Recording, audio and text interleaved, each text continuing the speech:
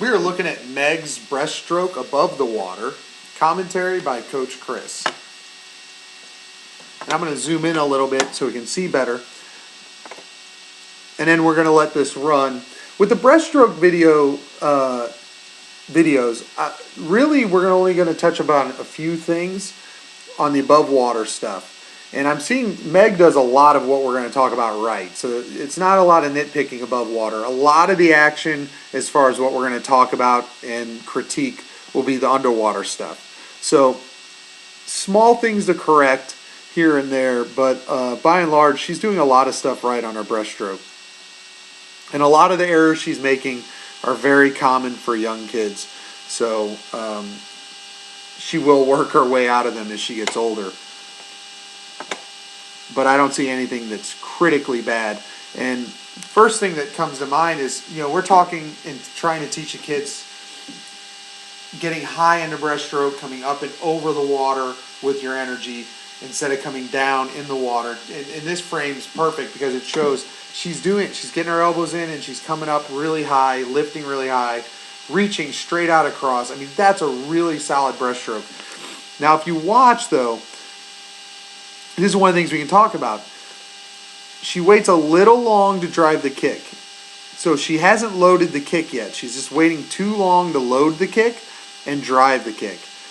She should be driving the kick here. Right about there, as she's almost fully extended with her arms, is where she should start driving the kick. But she's still loading it right now. So that's why, if you notice and if you watch, she'll kind of come up and then just kind of sink down and then drive. She's not quite getting the energy she could out of that kick. And really, it's timing.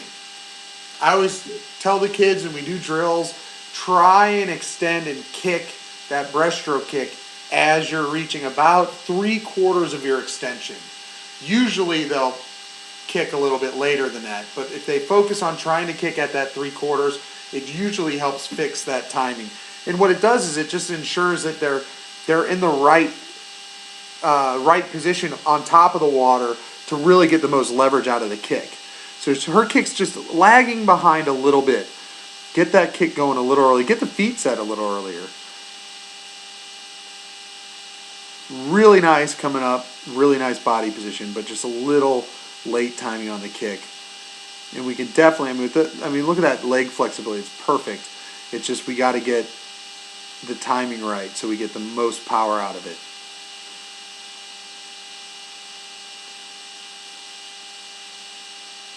So a little bit high coming off the turn, but we've been working on that open turn. It's actually getting better. She just needs to keep working those details. Nice initial glide.